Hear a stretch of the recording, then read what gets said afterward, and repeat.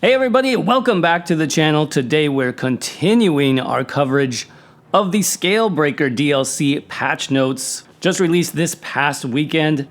So many changes released, whether it's item sets, weapon skills, armor skills, class abilities. I think we're looking at something like 50 pages of patch notes. So I'm going to be covering the class balance changes next, and rather than do one super long video, I decided just to break it down as usual for you guys class by class. That way you can check out the classes that you play or those that you're interested in rather than watching a super long video. In this video, we'll be talking about the Necromancer class changes specifically, so let's jump right into it. Alright, so we're here under combat and gameplay, gonna check out the Necromancer class changes. I just wanted to point out the developer comment really quickly. This is so you have kind of an idea of what the developers are going for with these changes. So they say that many of the adjustments you'll find below are a result of the ongoing ability audit to adhere to standards or for overall balance or quality of life. So basically they're trying to make more abilities standardized where they have similar costs and similar damage based on the type of ability, whether it's like an AoE ability or single target, damage over time, AoE damage over time, that kind of thing, and just normalize the values between those. So keep that in mind. So under Gravelord, we've got what looks to be a fix finally for Blastbones. So they removed the delay of the skeleton summoned from Blastbones and its morphs. The delay where it would attempt to leap to the target to help with reliability. So it sounds like it will be leaping to the target sooner, which sounds good.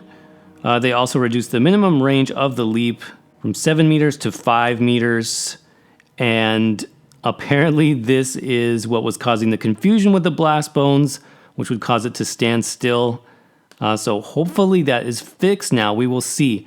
Now I've been reading a few things on the forums where this isn't really necessarily a bug fix. This is more of just taking Blastbones back to what it was.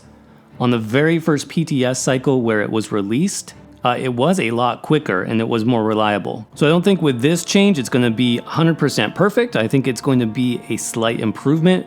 And we'll just have to test it out and see where it's at once these changes go into effect. Now we also have the Boneyard. This is the AoE ability, damage over time. There's also a morph that does major fracture and major breach. So what they did is they increased the cost of this ability by a little bit here to 3780 from 3510.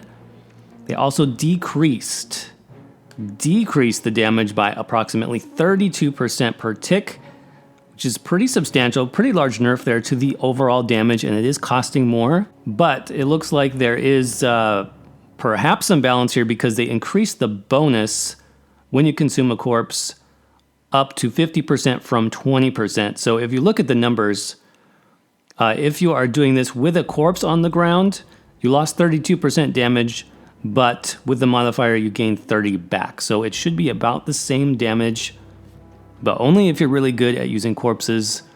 So that is a mechanic that they seem to be trying to push even more with the Necromancer. If you don't have a corpse on the ground, some of these abilities are not going to be as strong as they could be. So that's definitely something to keep in mind if you're playing the Necromancer class. So we have a change here to Pestilent Colossus. They reduced the escalating damage. Total adjustment will result in 5% less damage. Doesn't sound too bad. Definitely a nerf though. Skeletal Mage. Now this one is interesting. So I've played both Magicka and Stamina Necromancer builds, and so far I've kind of not used the Mage and the Archer because they just don't do a lot of damage. I don't think it's really worth it when you have other pets that you can summon that do more. This ability, the Mage and the Archer, is just kind of not super impressive. So what they did do here is they increased the cost. And this looks like quite a nerf as far as the cost goes, almost 2,000 more to the base cost here. But this is kind of like the new cost for any summon, for any timed summon. So this is really similar to like the Nightblade Summon Shade skill. It has a very similar cost now. But what they did to kind of compensate is they increased the damage per tick by 90%. 90%, that's a pretty big buff. So I'm not super psyched about the increased cost.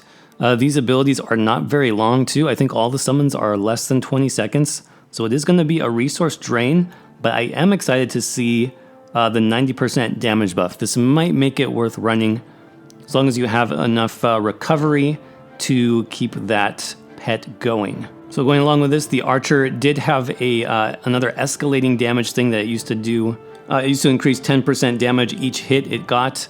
Now it's going to be scaled down to 2%, maxing out at 5. So a little bit less damage on the archer version, but again, the 90% should carry over because that is on the base morph. Now, Shocking Siphon, this is our tether ability. You need a corpse for this. Corpse on the ground, you can create the siphon. It does kind of like an AoE pool of damage as well as a tether. If the tether goes through an enemy, the enemies take damage as well. That's how the siphon works for this ability. So they did increase the size of the ability when fighting larger enemies like dragons. I know this was a big problem in the new trial, so hopefully this works a lot better. The other thing that's really interesting is the ability no longer has a resource cost. Because when we get down to the next line, there's a nerf that goes with that. So they decreased the damage. Damage went down by 14%. The resource return on the Magicka version, which is called Mystic Siphon, that went down quite a bit too. It looks like it went down about 50%, which is pretty significant as far as how much resource was restored per tick. But again, it's now free. So I think there might be some balance there. We'll have to see how it feels overall. But the real issue with this is still the corpse mechanic doesn't always work for necromancers. It's really bugged in some cases, like in PvP, for example. You can line of sight your own siphon, your own tether, where it'll just disappear if you go around a column or a rock or something. Your resources will be gone. Also, if you're siphoning a corpse from a player, as soon as the player resurrects, then that corpse is gone and you can't siphon it anymore and your buff is gone. So the fact that these are free kind of mitigates that loss, I guess, but I wish the corpses stayed better and were easier to interact with. That's really the main improvement that we need at this point from these unique skills of the Necromancer class. So let's shift down to Bone Tyrant. This is kind of like the tanking skill line for the Necromancer class. So Bitter Harvest, this is our ability that drains corpses for healing and for ultimate return. So the heal from this ability and its morphs properly syncs up with the essences you absorb, resulting in less of a delay. I did notice that more when I was playing on my Magicka Necromancer. There is kind of a delay with like you getting the essence and then getting the heal back. So hopefully that's fixed now. Sounds good. And then they also increased the healing per tick by 11%, which is also very good. So good change there. Bone Goliath, this did get adjusted in the previous patch. All they're doing now is fixing the bug where you could be stuck as a giant, not in the Bone Goliath form, but as your actual player, you could be like insanely huge. So, you know, if it's fun, it's got to be fixed, right? And then last in our Living Death skill line, this is the healing skill line. We've got a bug fix on Render Flesh. I actually didn't even know this existed. Apparently, you could defile yourself worse if you used Befouled CP from the Shadow Tree. That's kind of funny. I didn't know that was actually a thing, so they fixed that. That's good. So Restoring Tether, this is the other tether ability. Just like Mystic Siphon, above this no longer has a resource cost. It's going to scale with your highest offensive stats, whether it's stamina weapon damage, Magicka spell damage. They decrease the healing, so just like Mystic Siphon, reduce the damage. We now have 14% less healing per tick, so not a big fan of that. And then Mortal Coil, which was kind of like the Stamina Restore version. I really like this morph. But they did reduce the stamina return by about half there as well. So again, not really sure why they decided to do that. I'm guessing it's because these abilities are now free. And if it was free, that perhaps would have been too powerful. That's my guess of why they adjusted the values like that. Sustain is an issue for the Necromancer class as a whole. Both Magicka and Stamina builds for the Necromancer have issues sustaining, so this might hurt a little bit, but we'll definitely have to test it out and see just how it feels overall. Since it is free, you're not going to be using as much resources to cast, so that is good. And then Spirit Mender, which is the healing summon, they increased the cost of this also. About another 2k resource increase there to 4320, though they did increase the healing to go with that. So approximately 90% healing increase just like the mage got a damage increase. So that's kind of good. I think this might be worthwhile for that extra burst of healing. It sounds like Intensive Mender will not be quite as strong. So this morph now heals for twice as much per tick rather than 3 times. But again, the base heal is going to be much stronger. So overall, it probably will end up being more than it is now. And this is especially good for the other morph, since the other morph really was terrible healing. This should get a nice increase where it is a decent heal over time.